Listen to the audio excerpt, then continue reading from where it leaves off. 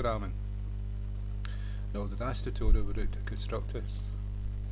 Now constructors is a big part of polymorphism in C#, and we looked at method overloading, and that's another big part.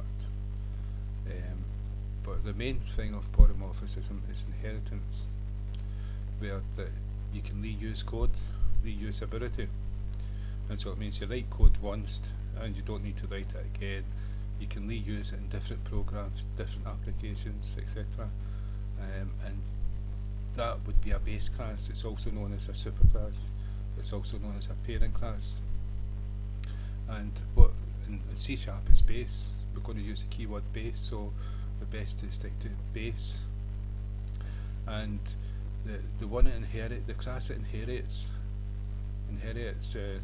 the base class is called a derived class.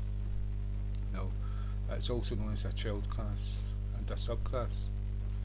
And so what we're going to be using is like base and derived, just because it's C#. And so what it is, if we look at the dog class, all dogs are similar. They've all got certain things in common that make them a dog. Now, if a dog didn't do a certain thing, it wouldn't be a dog. It may be a cat, and someone's mistook it for a dog. So you can pin a dog down to certain characteristics, a general thing, and you can turn around and say, well, that's a dog because it's got these, but we don't know what kind of dog. We don't know what kind of character the dog's got. We don't know the kind of job it does, if it does a job. And so that would be general. And so if you looked at a poodle,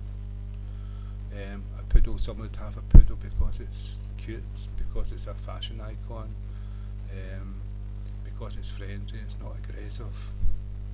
No, if someone had a pit bull, no, a pit bull would be an aggressive, dangerous dog, powerful, strong, all these sorts of things. It may not even be dog friendly. The poodle would be like dog friendly, but kind of, I don't know, stuck up, kind of like snobbish.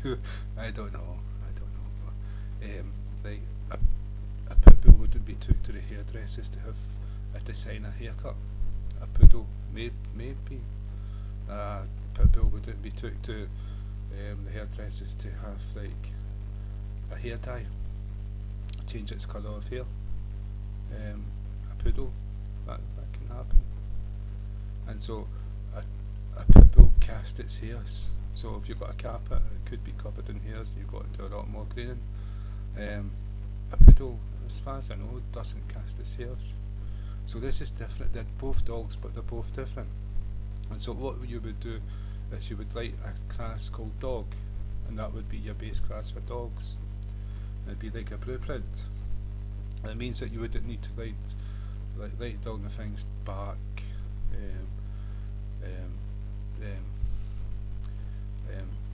I'm not sure what you would put in for a dog, like does poos in the back, I'm not too sure, but it has 4 eggs, grills, sniffs, gets excited when it sees its master, sort of thing. I don't know, but there would be certain things you'd put in for the base class, which would be inherited when you create a new class for a specific type of dog. So a derived class would be more specific, and so the derived class would be like the characteristics of this dog, its kind of breed. It would be like if it was a poodle, it would be a poodle. It would be beautiful. It would be friendly. It would be like a fashion icon. Pit bull dog would be more like a weapon. Keep back. I've got this big, bad, dangerous dog, and if you mess with me, you mess with my dog. That sort of thing. To protect the house, nobody's going to go and visit you. No, keep the neighbours away. Nobody's going to visit you for a cup of tea if you've got an aggressive pit bull. No, it's like so there's different things. So that would be the way you would use inheritance. And if we look at the class we done last time, in the first class we done different constructors. And so that's key to polymorphism, because if this was a base class, the default constructor to get called is always the one with no arguments, and you've got to put your constructor in your class if it's going to be a base class, because when you run the derived class, the first thing it's called is the base class constructor. If it's not got there, it's going to throw you an error saying, oh, there's no constructor, and so that's why you have it in. And so there's a way of changing. If you want to call one of the other ones when you inherit, you can put colon base brackets and int num, just to say that I want to call that one there instead of this one. I'm calling this one here when the constructor gets called. So, but we're going to cover this, and this may be more than one tutorial. Right, so what I've done is I've created 3 new classes. Dog class, this is going to be the base class, and that's a parent, and that's a superclass. Right, and what I've done is 2 dogs, one to represent a pit, and so this is a derived class, a child class, the subclass. So we're going to stick to the base and derived. So this is a derived class.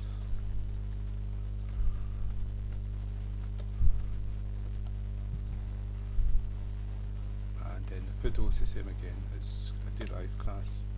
Each one of these are going to inherit the dog class, and that's polymorphism, inheritance, and so derived class. Okay, so the dog could be parent class, and the Poodle could be child class. That's different terminology for the same thing.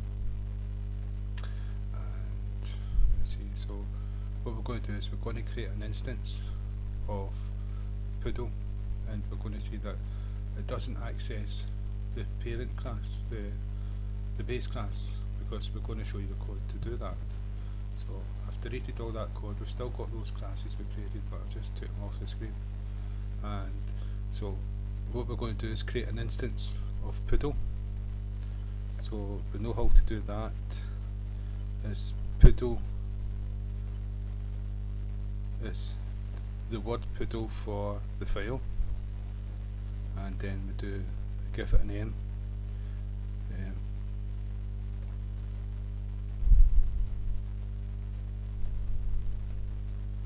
Puddle, because maybe it does lots of wee puddles, and new keyword, and then Poodle again, and then brackets. I didn't put a D in here, yeah, so that's sorted. And so what we're doing is we're creating an instance of this object. We've instantiated this class. Created an instance of it. There's lots of different terminologies, and I don't want to go into the different words and terminologies and all that. I want to show you how to do things. Let's see, and so this is going to call the constructor of Poodle. It's going to call this constructor, so this is going to get printed out to screen. And so if we run a program,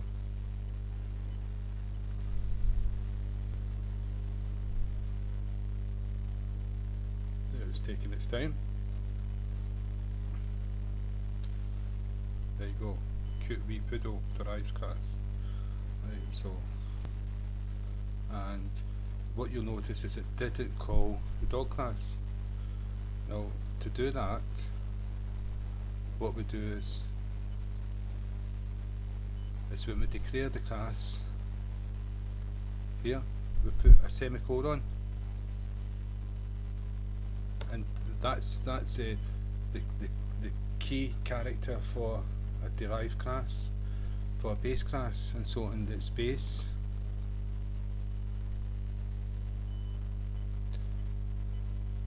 you don't use the base keyword, you use the name of the class you're going to use as a base, and at this instance it's dog, so we can go dog. So that's it sorted. It's telling you dog is a class there, and the console application 1 is that's application we're using, that's what it's called. So if we're on the program now, you'll see that this constructor gets called, and this gets called before the poodle class. This constructor gets called before the poodle class, because the derived class gets called first, and so we're going to see this happen. Base class, dog class constructed with no parameters, and then the poodle one was called. And just go and check to see if that's what was in the constructor of dog. Yep, it looked a bit strange where I done it, so but that's what got called first. Now the base class, the default is to call a constructor with no parameters, but you can call a constructor with more than one parameter, and you use the base keyword for it. And so just to show you that, I'm going to cut and paste this. Got to get rid of this first.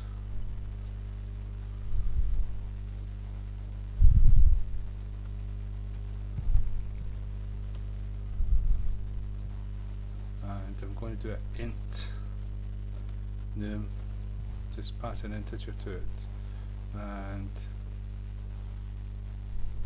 take away the no, and just do dog class constructor with parameters. Okay. And if we come back to poodle,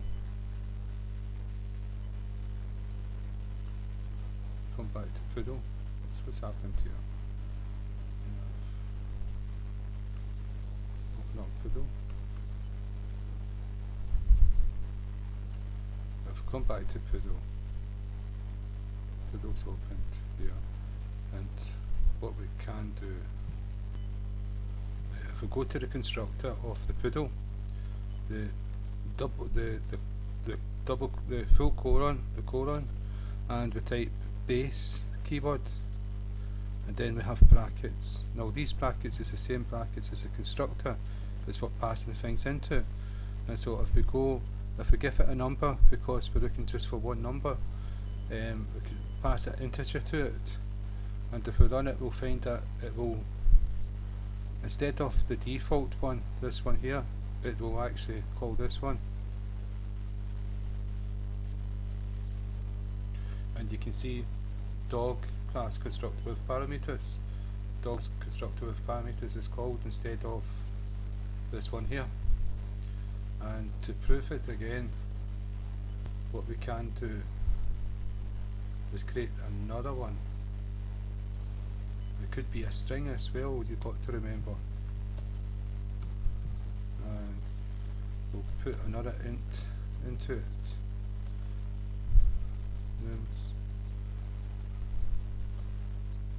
So we would be passing them in, and we would be using them in calculations for something. That would be the idea behind it. And so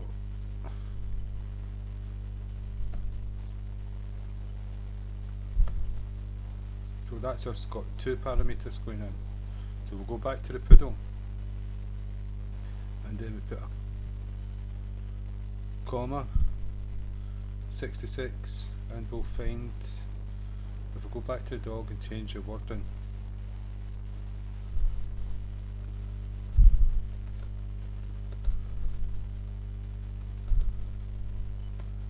right, so let's run, see what happens. Would you believe it? So you can actually dictate, you can have like polymorphism, many different constructors, and then you can actually choose what constructor you use for what sort of application. So you've got a dog general class, and it can be multi-purpose. So if you've got the documentation, you can see if you pass integers to it, and a string at the same time, or an array or an object, it's going to behave in a certain way. And so that way you've got even more control for the general class that you can use over and over again. And that's the first part of polymorphism. And again, I thank you for your time. and so we're going to go deeper into it, inheritance and different things like that. And this is what object-oriented